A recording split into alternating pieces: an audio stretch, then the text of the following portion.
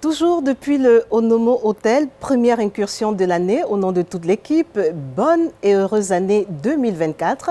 Bienvenue à tous dans ce 24e rendez-vous de Au Féminin sur Gabon Première. Le saviez-vous? Au Gabon, environ 7 femmes par semaine meurent en voulant donner naissance à un enfant. Voilà pourquoi ce mercredi, dans Au Féminin, nous avons choisi de vous parler de l'éducation prénatale. Par définition, l'éducation prénatale est un coaching des parents avant la naissance d'un enfant. Objectif, aider la mère et le père à mieux vivre la période de naissance et de maternité. Pour mieux comprendre cette philosophie et surtout de faire un comparatif entre l'éducation prénatale des temps modernes et celle des temps traditionnels, nous allons y consacrer 2 émissions. Et pour cette première partie d'émission, nous avons une belle brochette d'invités. Tout d'abord, l'ITIOS Vanessa Loubaki. Elle est depuis 6 ans la chargée en communication de l'Association gabonaise de l'éducation prénatale, en abrégé l'AGEP. Elle est également femme entrepreneur, mais surtout une passionnée des questions liées à la femme et à l'enfant. Pas un pas sans l'autre, l'un des membres fondateurs de l'AGEP, Silver Mungengi, est avec nous. Il est de formation juriste, mais également enseignant dans les grandes écoles de Libreville.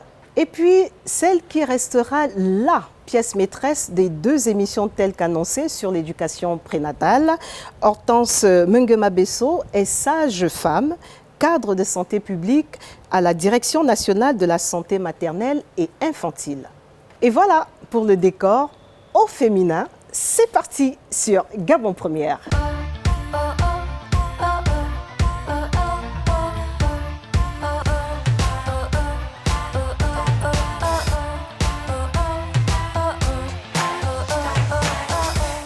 Et voilà, nous sommes confortablement assises, mes invités et moi, à qui je souhaite au nom de toute l'équipe que vous apercevez une bonne année 2024. Merci à toute l'équipe. À vous aussi. Et que vous souhaitez d'autre, à part la santé? Pour ma part, la réalisation d'un de mes projets qui est même en rapport direct avec la femme. Comme on dit, au commencement était la parole. Et là, vous venez de prophétiser sur le plateau de Gabon. En effet. Gabon Première, voilà. On vous le souhaite, hein, et vous nous donnerez des nouvelles lorsque ça se réalisera. Et vous?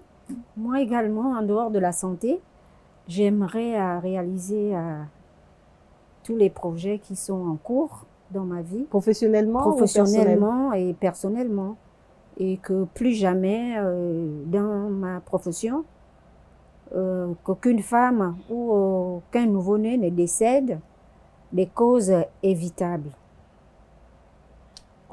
C'est une bonne nouvelle que vous nous annoncez là, et je pense que, et là aussi c'est déjà acté plus haut. Alors je vous ai présenté à l'entame de façon générique. Et nous, on a pour tradition dans Au Féminin que les invités nous dévoilent d'autres informations sur eux. Aujourd'hui, c'est sur elles, hein. Je suis désolée. Et je vais revenir à vous, Virtuose. Je sais d'ores et déjà que vous affectionnez beaucoup tout ce qui a trait à la femme et à l'enfant. Exact. Ouais. Et en dehors de ça, je suis employée dans une administration de la place depuis 10 ans. Et j'ai adhéré à l'AGEP, ça fait 6 ans. Et comme vous venez de le dire, tout ce qui est en rapport avec la femme et l'enfant, je me sens directement concernée. Qu'est-ce qui vous attire tant dans ce secteur? Dans ce secteur, je pense que ça part de mon expérience personnelle. Voilà, parce que déjà, je suis une femme, je suis mère de 2 enfants. Et donc, lorsqu'on m'a abordé, le président de l'AGEP m'a abordé par rapport à ça, et je me suis naturellement sentie concernée. Et alors, puisque vous avez ouvert la brèche, l'AGEP, qui est, pour ceux qui nous rejoignent, c'est l'Association gabonaise pour l'éducation prénatale.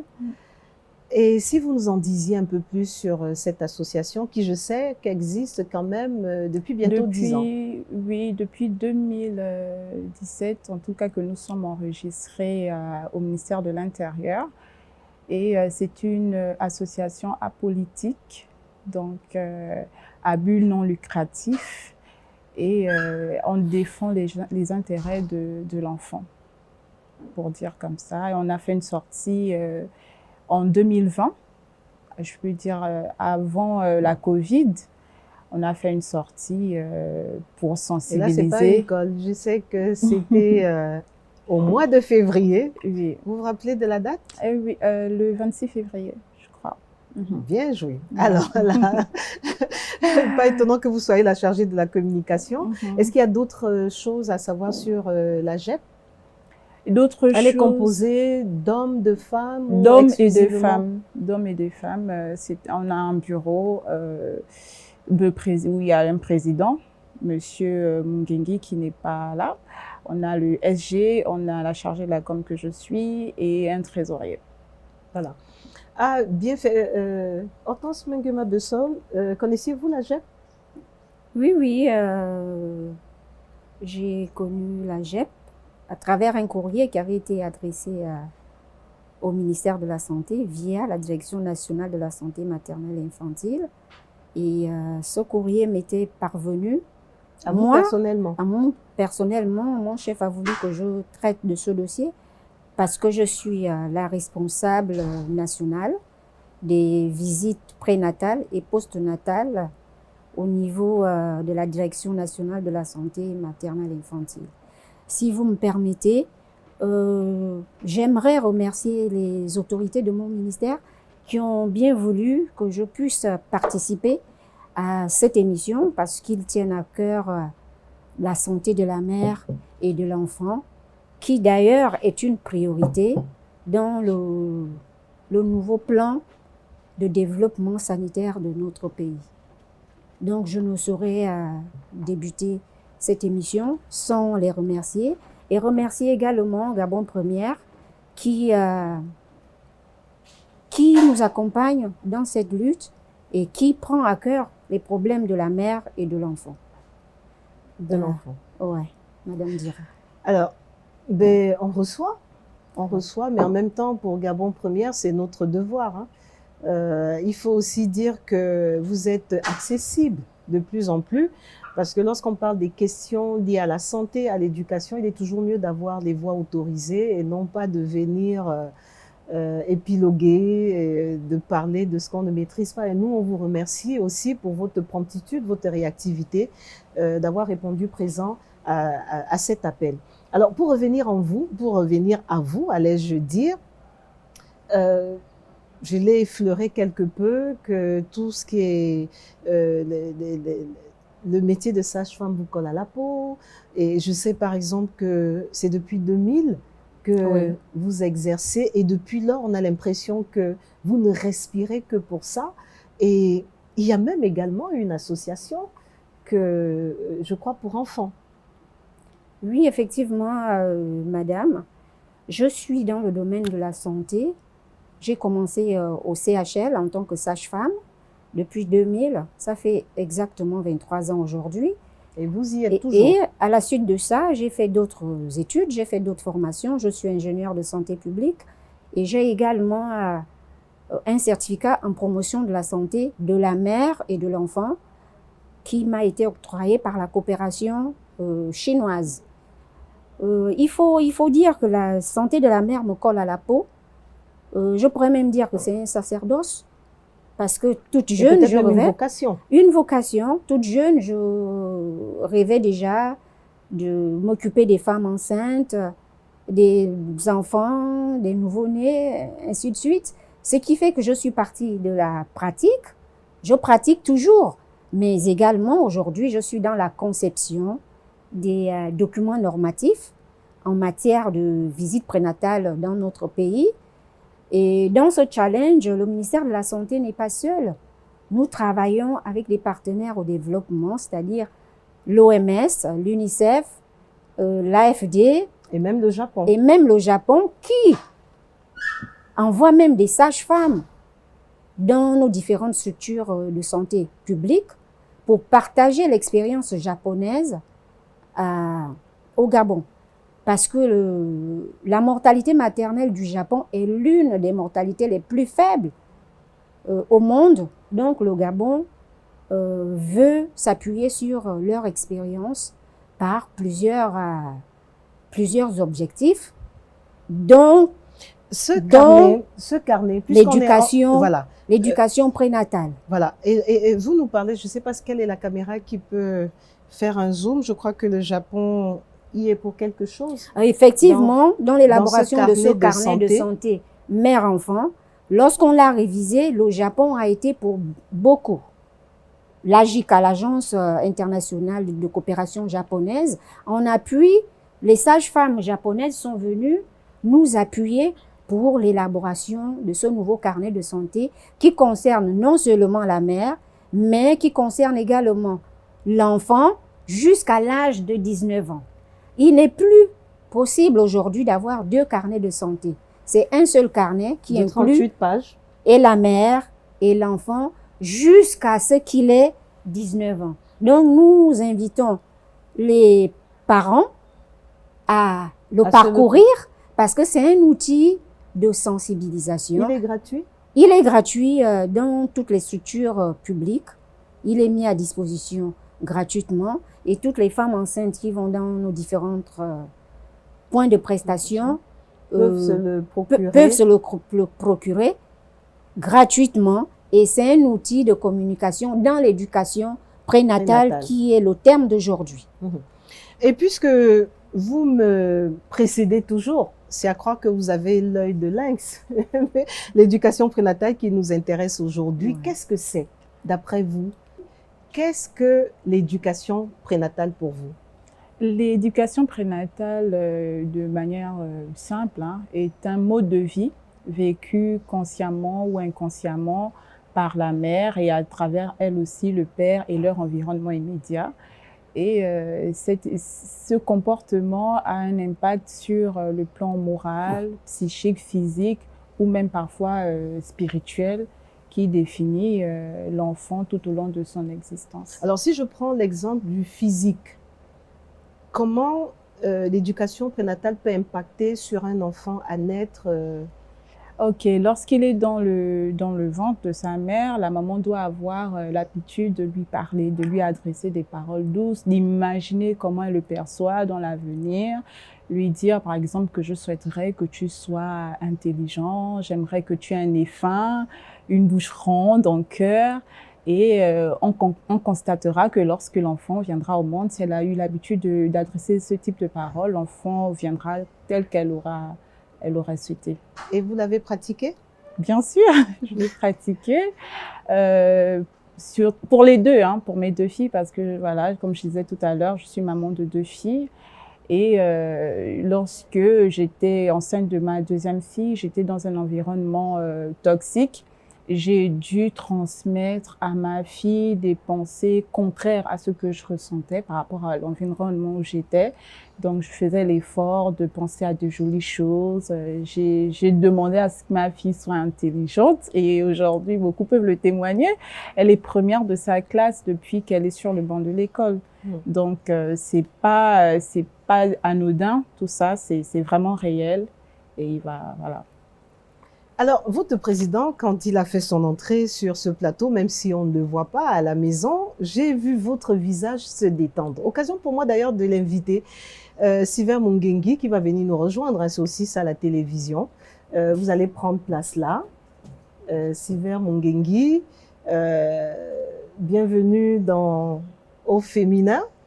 Merci. Nous parlons de l'éducation prénatale. Je sais que vous écoutiez déjà pas aux portes, mais juste à côté. Donc, vous êtes très au fait de ce dont nous parlons, l'éducation prénatale. Et la question, comme vous vous imaginez, vous est posée également avant qu'on ne parle aussi de l'AGEP. L'éducation prénatale, votre regard, qu'est-ce que c'est?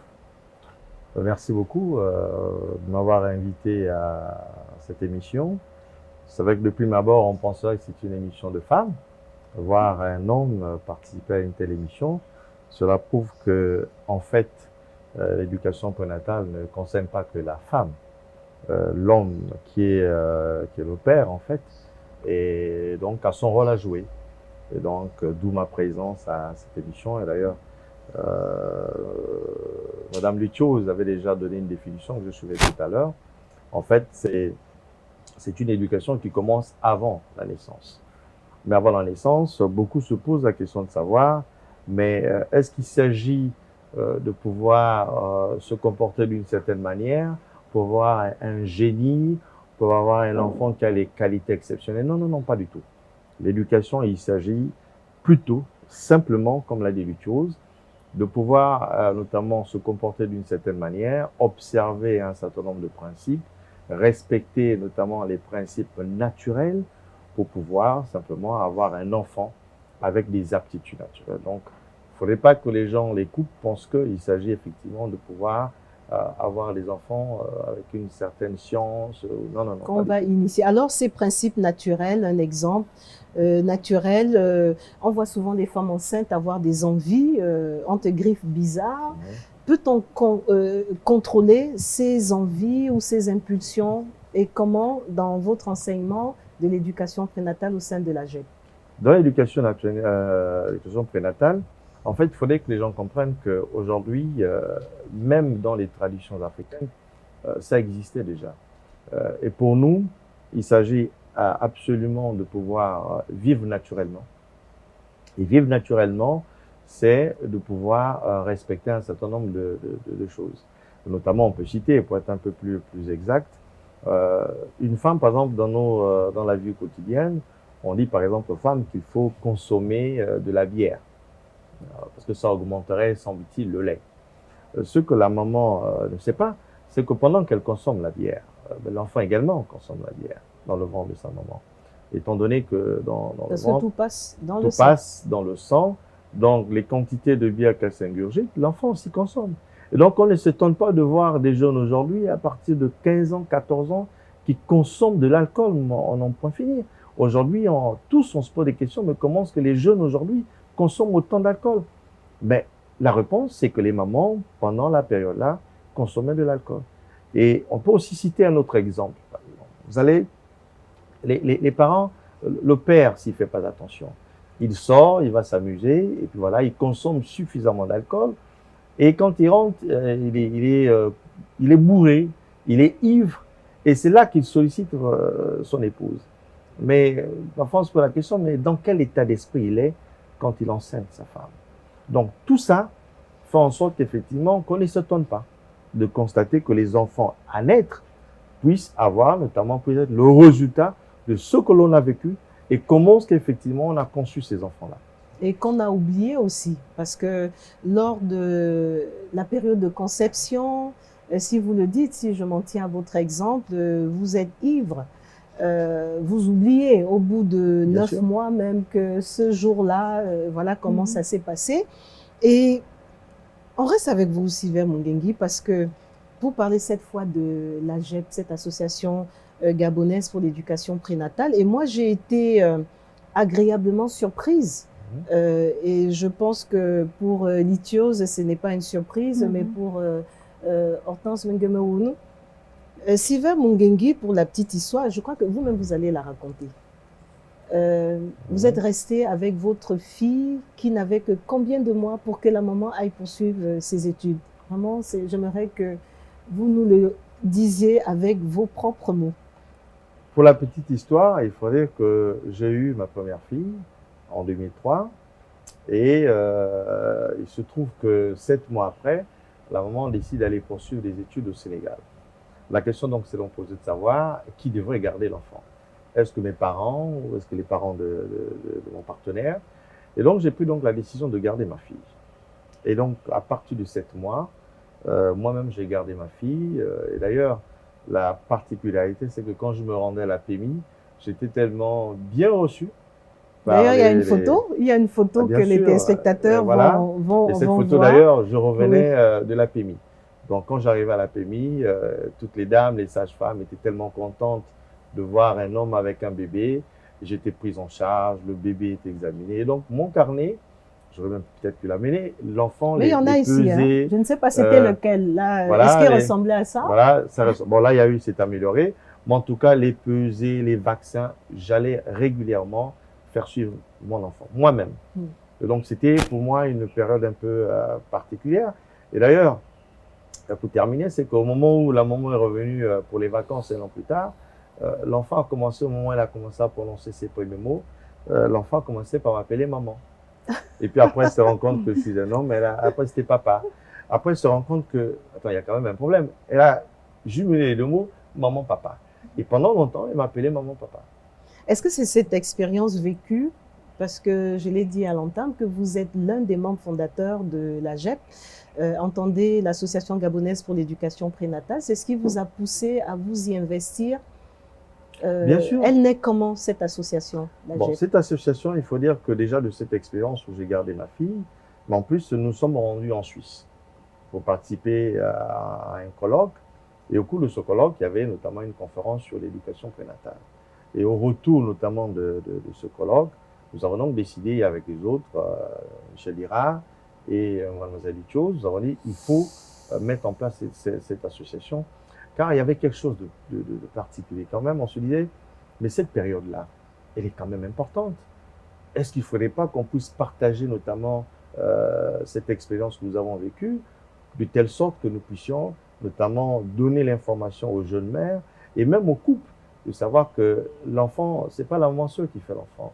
Le rôle du père est important.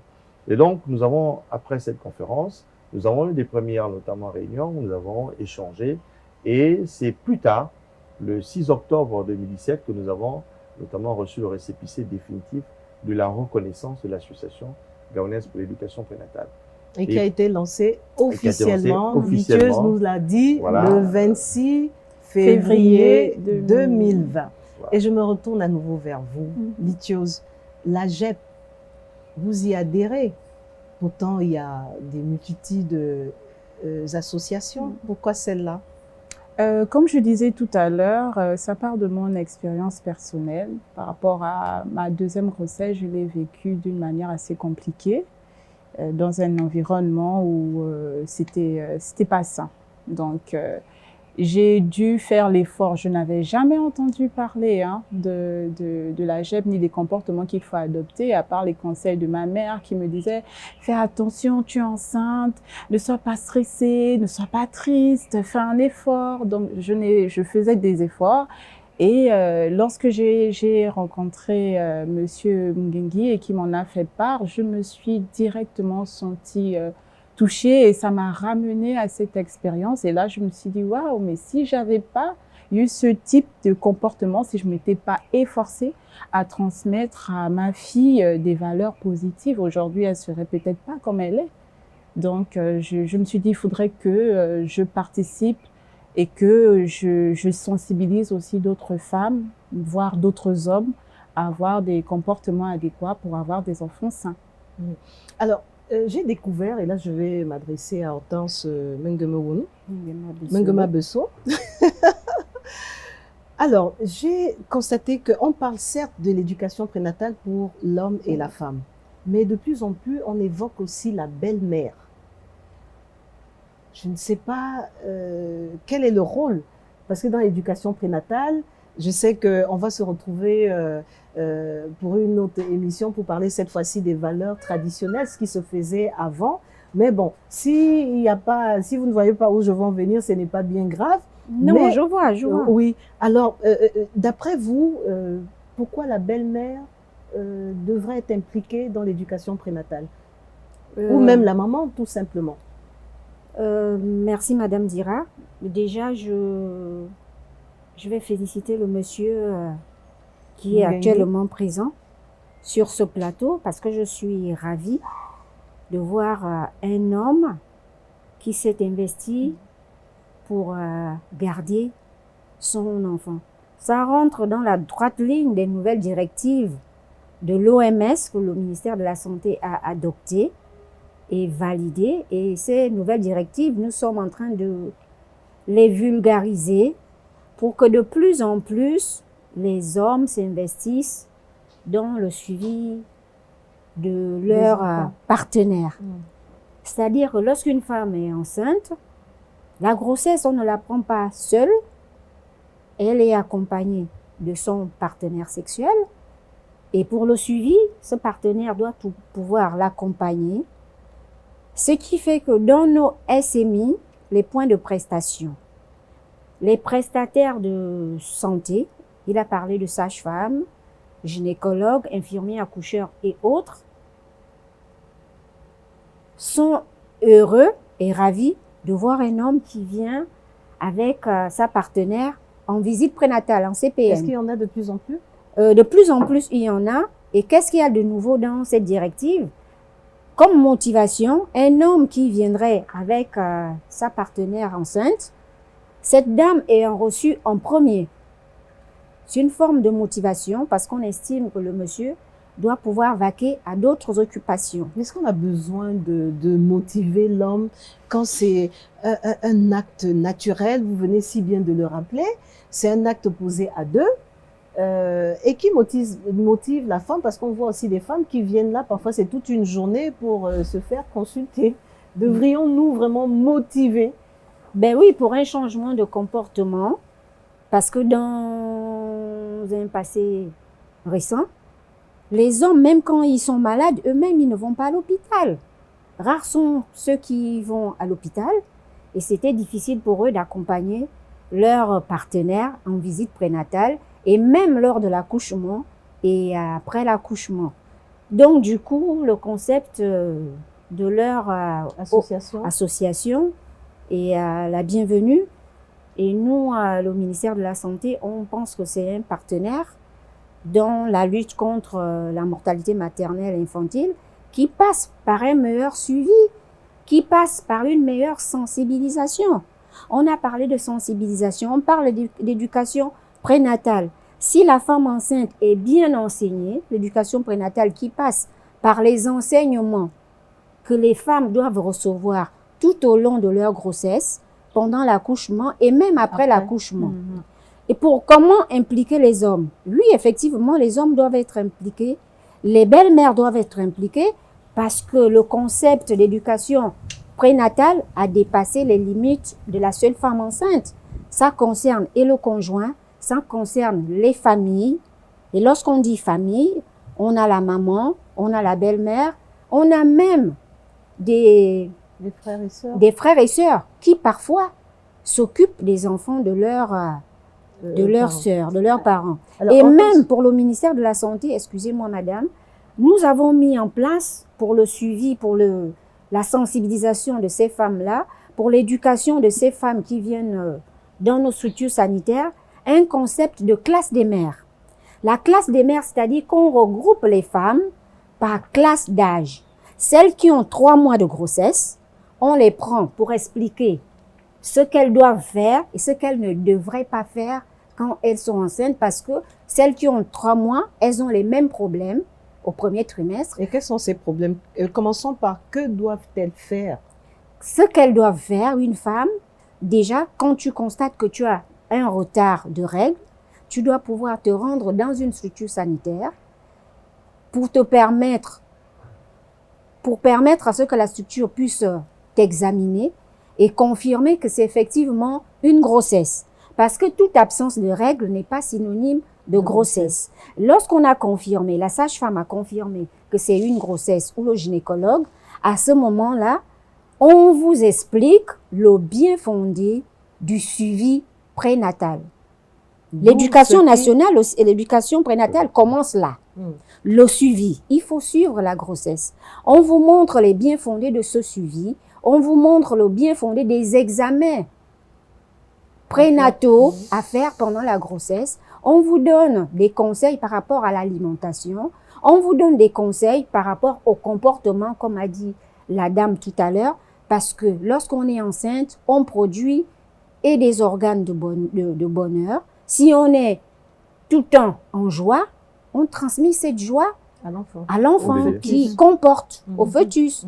Donc, c'est pourquoi nous, dans les structures, dans le cadre des sensibilisations, on a parlé de classe des mères, on a l'IEC, c'est-à-dire information, éducation et communication, qui se font tous les jours dans nos structures sanitaires.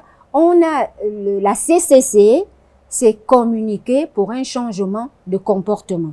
Alors, communiquer pour un changement de comportement, est-ce pour ça, Madame Hortense Menguema Besso, que au Gabon, tous ces changements, j'imagine, sont nés suite à ces statistiques aussi, quand même, qui laissent sans voix au Gabon, où je l'ai même dit aussi, selon une enquête démographique réalisée entre 2019 et 2021, on apprend que 7 femmes environ par semaine meurent en voulant donner naissance à un enfant. 7 femmes par semaine.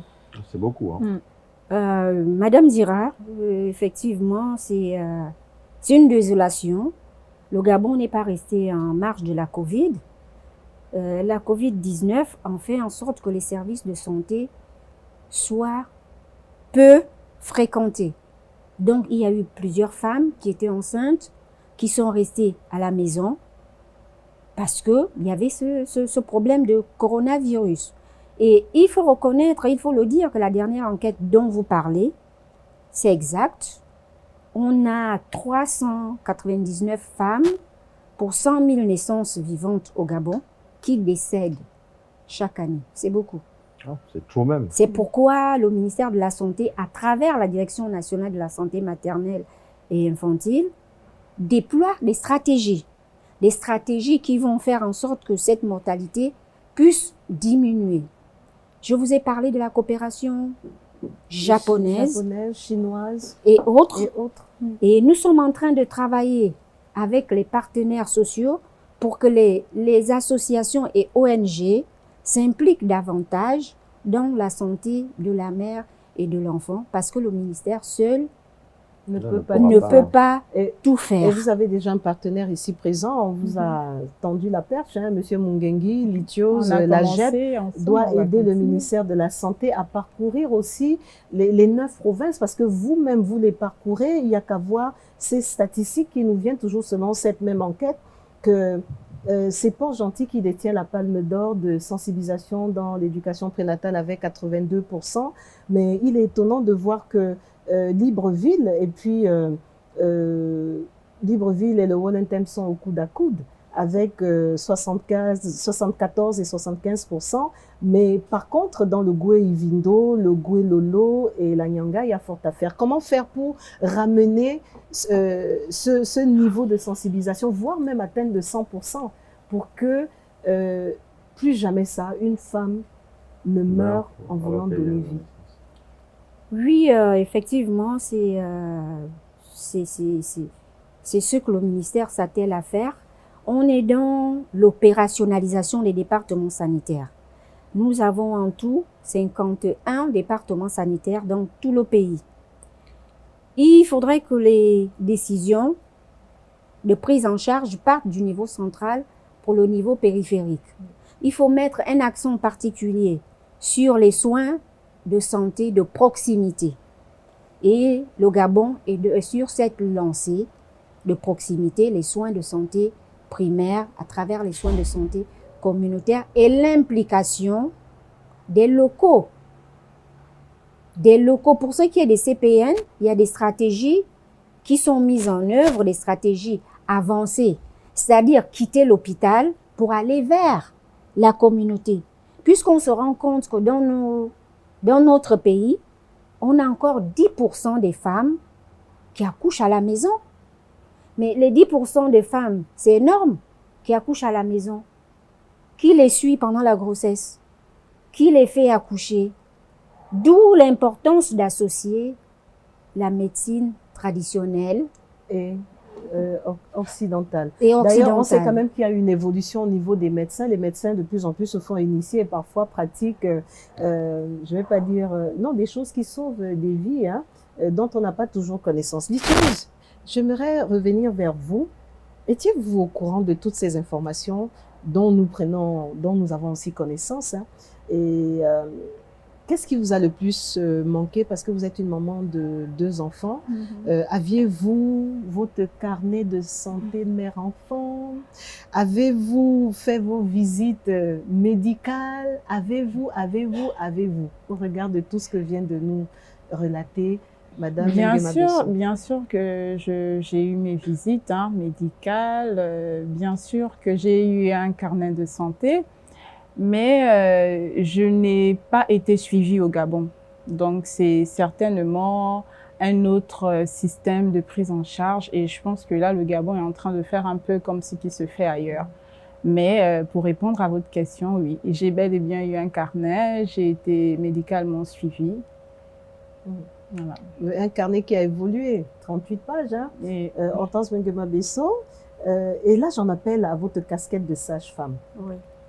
Quels sont généralement les signes, voire les pathologies qui peuvent mettre en danger la vie d'une femme enceinte? Merci de la question. Vous voyez, nous avons élaboré les signes de danger de la grossesse. Voilà. Je vous le donne ou bien je le garde? Les signes de danger, oui, c'est pour vous. Les signes de danger. Les signes de danger de la grossesse. C'est-à-dire, les femmes, quand elles viennent en consultation dans les hôpitaux, on leur explique les différents signes qui peuvent alerter. C'est-à-dire qu'à l'apparition d'un seul signe de ces signes de danger, la femme doit pouvoir se rendre à l'hôpital. Alors, une femme enceinte qui a des fortes céphalées, c'est-à-dire des maux de tête intenses, une femme enceinte qui saigne, une femme enceinte qui a le vertige, une femme enceinte qui a mal au bas-ventre ou au dos avant l'accouchement, une femme enceinte qui prend du poids brutalement, elle va se voir les pieds gonflés, les mains gonflés et même le visage bouffi. À ce moment-là, ça fait partie des signes de danger. On ne reste pas à la maison, on va tout de suite à l'hôpital. Parce que c'est à l'hôpital où la solution est trouvée. Une femme enceinte qui fait des fortes fièvres, parce que le paludisme tue la femme enceinte et son fœtus. Elle fait une forte fièvre, elle doit pouvoir se rendre à l'hôpital. Donc, nous avons élaboré ces outils pour l'éducation prénatale, pour dire que nous sommes en train d'avancer, d'aller de tendre vers ce que les autres ont fait il y a plusieurs années. Et aussi pour réduire cette mortalité, nous sommes partis de 4 consultations prénatales à 8 consultations aujourd'hui. C'est-à-dire qu'une femme enceinte sur le territoire national, elle doit bénéficier d'au moins 8 visites. Pourquoi 8 visites tout au long de sa grossesse? Au moins. De quelle façon? Une fois par mois? Au premier trimestre. C'est-à-dire entre 12 semaines, entre 1 jour et 3 mois, elle doit bénéficier au moins d'une visite. Au deuxième trimestre, elle doit bénéficier de 2 visites. Et au troisième trimestre, alors là, puisque c'est le trimestre le plus fatal, le trimestre le plus dangereux pour les femmes enceintes, elle doit pouvoir bénéficier de 5 visites. Comment se répartissent ces 5 visites?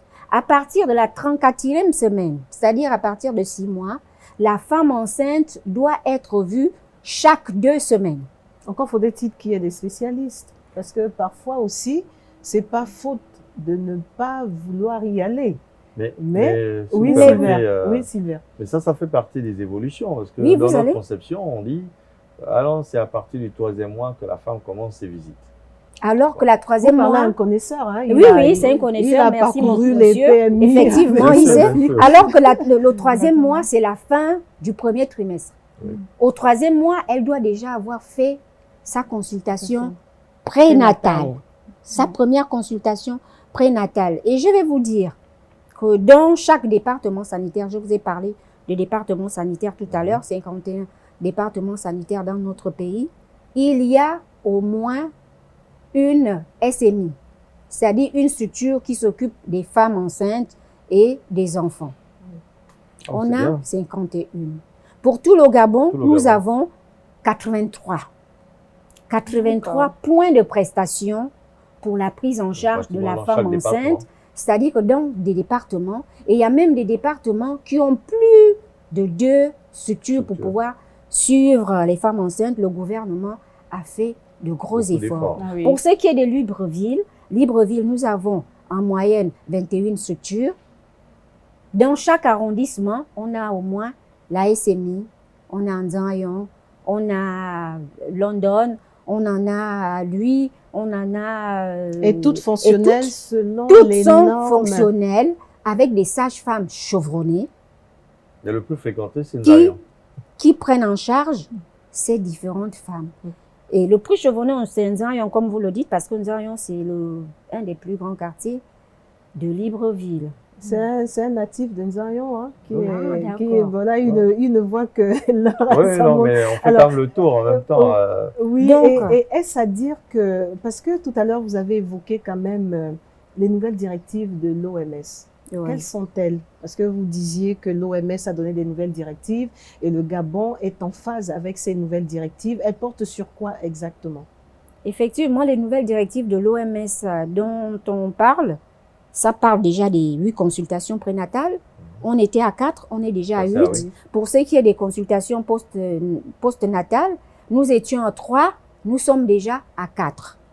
Pour ce qui est du suivi de la femme enceinte, nous incitons les hommes à s'impliquer davantage dans le suivi de la femme enceinte. Nous encourageons les jeunes filles élèves enceintes d'aller dans nos structures sanitaires une fois enceintes.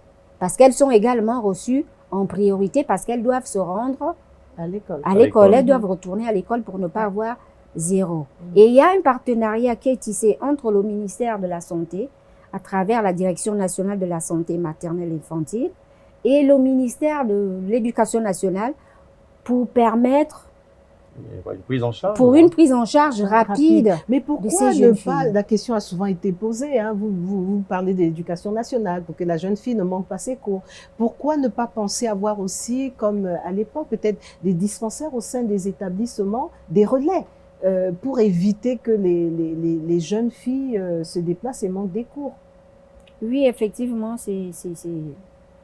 elle est fondée, votre préoccupation, parce que nous avions des infirmeries scolaires. Et ces infirmeries bénéficient de l'appui du ministère de la Santé, parce que le ministère de la Santé Est-ce qu'on peut affecte conjuguer le ça au personnel. futur? Nous avions et Mais nous aurons, puisque c'est parfois, possible? c'est pas fonctionnel à 100%. Mais au On moins a y des penser. structures, on a des établissements qui ont des infirmeries, oui, mais qui ne sont pas fonctionnels. Opérationnels. On peut les rendre opérationnels. S'il y a un personnel de santé qualifié, par exemple une sage-femme, s'il y a des équipements nécessaires dans cette infirmerie, mais la sage-femme affectée à l'infirmerie, par exemple du Lycemba, peut pouvoir prendre en charge une grossesse non pathologique. Mais qui doit Une également grossesse ces infirmeries? euthanasie, c'est-à-dire une grossesse qui se déroule sans Non, ça infirmeries-là. n'existe plus. Ça peut être, on peut Ça remettre ça au bout existe. du jour. Ça existe. À mon Nous époque, avons travaillé. On avait une infirmerie. Nous avons travaillé avec ces infirmeries. Alors, de toute façon, c'est une préoccupation et je pense que vous êtes une voix autorisée du ministère. Nous savons pouvoir compter sur vous, peut-être pour relayer l'information parce que c'est une préoccupation vraiment pour les établissements. Le temps pour moi de vous inviter à suivre un reportage qui est toujours d'actualité et qui, à l'époque, nous parlait de l'éducation des enfants dès la période prénatale. Et bien entendu, il s'agit de la GEP. Pour ceux qui nous rejoignent seulement à l'instant, la GEP, c'est l'Association gabonaise pour l'éducation prénatale. Suivant ce reportage et après, j'aimerais avoir vos réactions. Qu'est-ce qui a évolué? Qu'est-ce qu'on peut améliorer? Et après, on va poursuivre nos échanges. Parrainée par le ministère de la Santé, l'Association gabonaise pour l'éducation parentale a organisé un séminaire national avec pour thème l'éducation des enfants dès la période parentale, dans le but de donner des bonnes pratiques et le comportement adapté aux parents pour un accouchement facile et un enfant en bonne santé. Il s'agit de la période de la conception de la grossesse, pendant et après. Toute cette partie, notamment les parents, doivent faire très attention pendant leur vécu. On a toujours voulu donner l'éducation à la jeune fille, à la mère, mais on oublie souvent le couple. Donc le père également, il faut l'éduquer. Parce que qui donne la grossesse? C'est bien le père. Vous vous rendez bien compte que le père, pendant qu'il va se balader, au cours d'une virée, et quand il revient, il a pris beaucoup d'alcool, et c'est là qu'effectivement il revient, il sollicite la sœur, sa femme. Et là, il conçoit un enfant, mais de manière triviale. C'est qu'effectivement, son corps est imbibé d'alcool. Et donc, l'enfant qui sera conçu sera comment? Et aujourd'hui, on a pu le constater qu'effectivement, lorsque l'enfant était conçu dans l'alcool, il suffit de prendre à partir de 3 ans, effectivement, les effets commencent à se faire ressentir.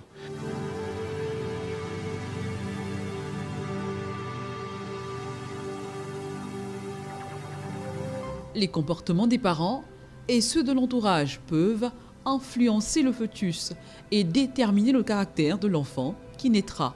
Il est alors recommandé. Il y a déjà qu'elle doit faire attention à ce qu'elle pense, ce qu'elle dit, ce qu'elle consomme. Alors, l'impact, si tous ces conseils ne sont pas appliqués, c'est qu'on pourrait avoir des enfants déséquilibrés. Et on pourrait avoir aussi des enfants qui ont des comportements tels qu'ils peuvent être colériques, ils peuvent être insolents. Il y en a même qui sont délinquants, on se demande pourquoi. Mais c'est parce que lors de la gestation, la maman n'était pas attentive à tous ces mécanismes-là.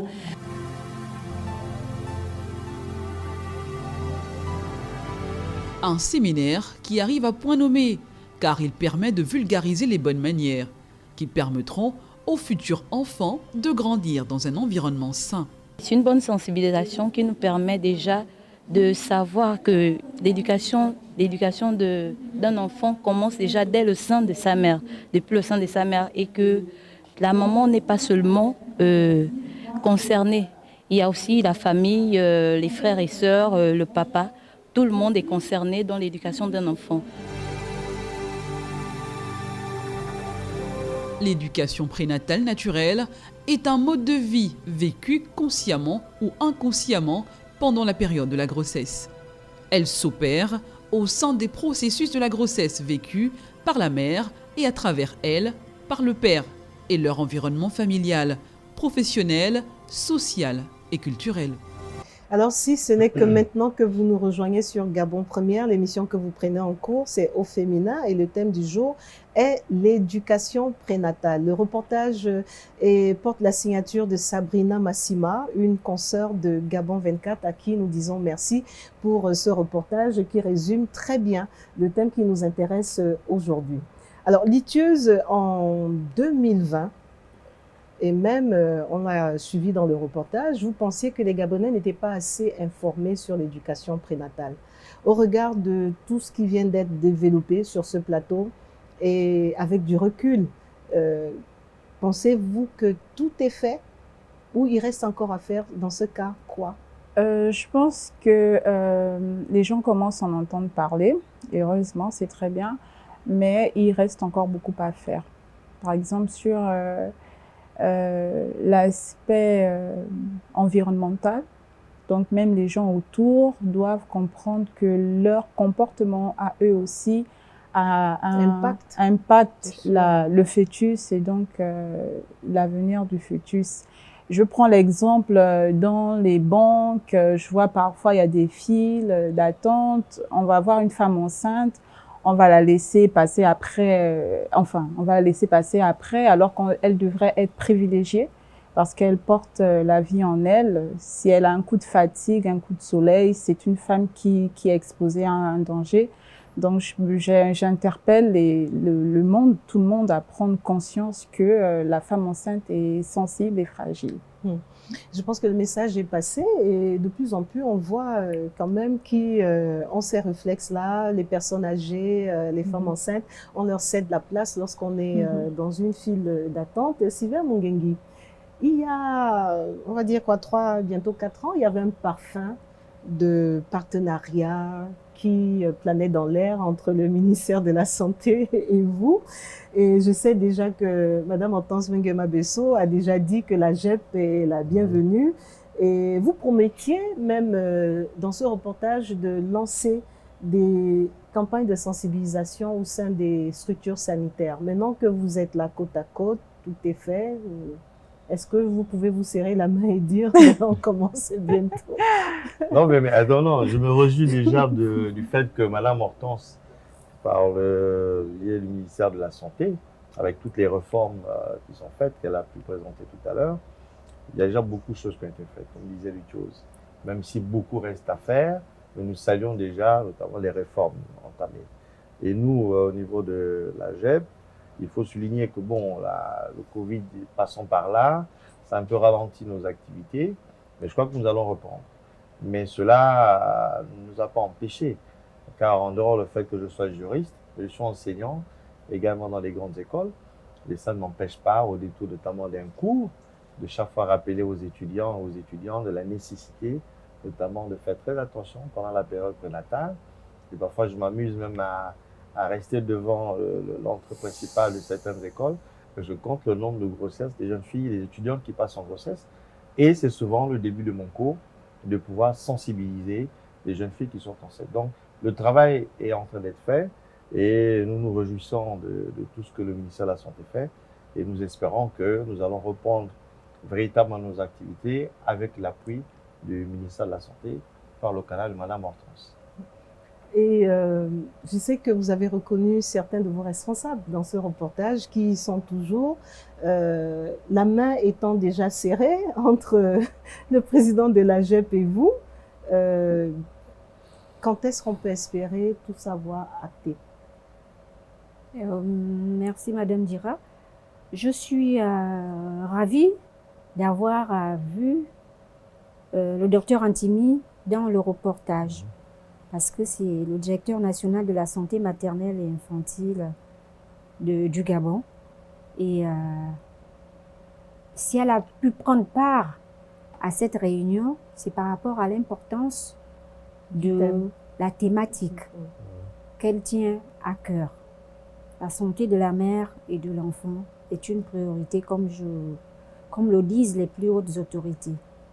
Et nous sommes ravis de voir les associations et ONG qui œuvrent pour la cause, pour cette cause. Donc nous sommes donc ouverts à accompagner les ONG qui viennent solliciter nos services. Nos portes sont ouvertes. Disons merci déjà. Voilà, est-ce qu'on va applaudir un peu là, mais modestement, mais je sais que c'est une dame de parole et que le ministère aussi, d'ailleurs ça fait partie de ses priorités, comme vous l'avez si bien, au commencement était la parole, mais la vie aussi, c'est un début. Alors, nous sommes rendus sur ces instants, par vos mots, aux instants dédiés au conseil pratique, mais juste le jingle, et après, vous donnerez des conseils pratiques à tous ceux et celles qui nous suivent depuis le début, et même peut-être ceux qui prennent des missions en cours. Nous parlons de l'éducation prénatale, c'est important que l'homme soit impliqué, la femme soit impliquée, la mère, la belle-mère, les frères et sœurs. La naissance d'un enfant concerne tout le monde. Alors ce petit jingle, et je viendrai à vous, Sylvain Mungengi, pour vos conseils pratiques. L'homme, le seul qui était sur ce plateau, et il va vous dire comment il a fait pour garder son enfant et vous encourager à le faire aussi. Et donc, place au conseil pratique avec Sylvain Mungengi. Merci. Concernant les conseils pratiques, là je parlerai que des hommes. Il faudrait que les hommes puissent se sentir concernés par l'éducation prénatale dès le moment où le partenaire, l'épouse, la femme, l'ami donne l'information qu'elle a un retard. Comme disait le docteur Hortense, elle a un retard. Il faut, dès cet instant-là, commencer à l'accompagner.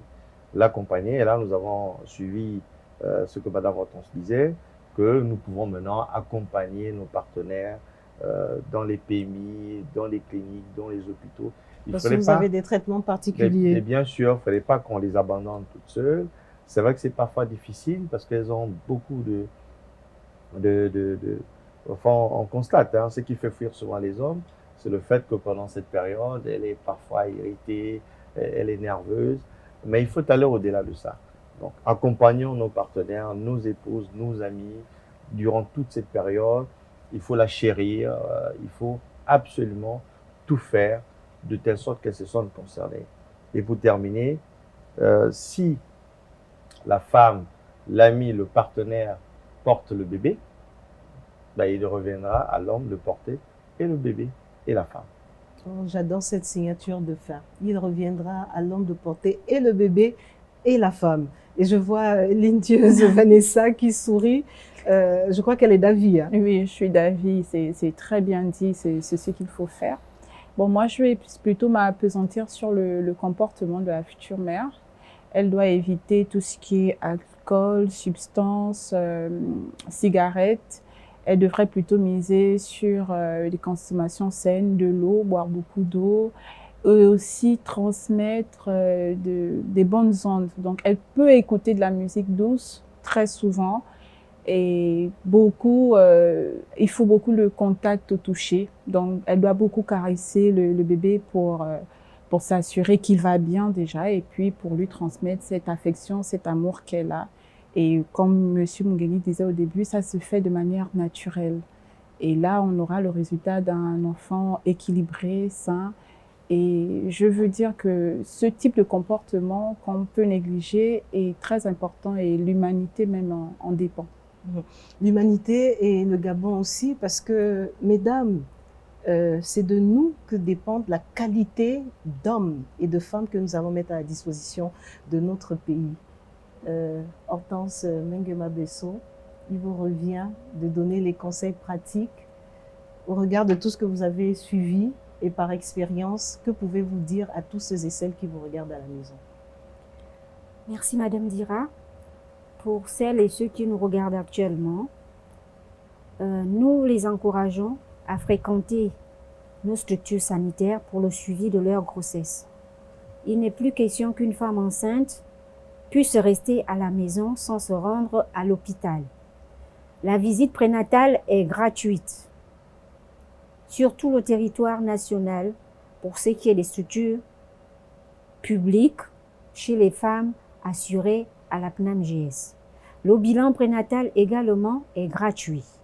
L'accouchement est gratuit. Donc, il n'y a pas de raison qu'aujourd'hui, les femmes puissent encore rester à la maison avec leur grossesse et accoucher à la maison. Nous encourageons également les hommes à pouvoir accompagner leurs partenaires dans la prise en charge de la grossesse, parce que la grossesse, c'est entre l'homme et la femme. Et le comportement de l'homme peut avoir un effet néfaste sur la grossesse. La femme doit être contente, elle doit être joyeuse tout au long de sa grossesse, lui éviter des gros travaux. Lorsqu'elle est enceinte, elle doit se faire aider par son conjoint ou partenaire et sa famille. Parce qu'il faut reconnaître que dans le contexte gabonais, l'enfant appartient, c'est vrai, à la mère et à l'enfant, mais il appartient également à la famille. Du coup, la grossesse devient un problème familial, d'où le concept carnet de santé mère-enfant avec tout ce qui inclut et la mère, et le papa, et la famille, et l'enfant lui-même. Je vous remercie. C'est nous qui vous remercions. Au nom de toute l'équipe, je vous remercie Hortense Menguema Besso. Je l'ai bien prononcé, Sylvia Mungengi. Merci.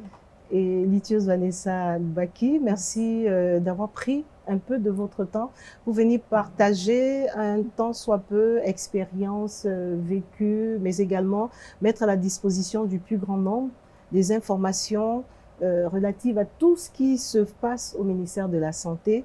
Et alors nous parlions là de l'éducation prénatale et pour ceux qui nous ont suivis depuis le début, je disais que nous allons y consacrer 2 émissions. Alors aujourd'hui c'était l'éducation prénatale, mais nous allons vous retrouver dans 15 jours pour parler cette fois, tenez-vous bien, toujours de l'éducation prénatale, des temps traditionnels aux temps modernes. Mais ça, ce sera une autre histoire. Au nom de toute l'équipe, merci encore de nous avoir acceptés chez vous et je vous dis à bientôt. Au revoir. Merci.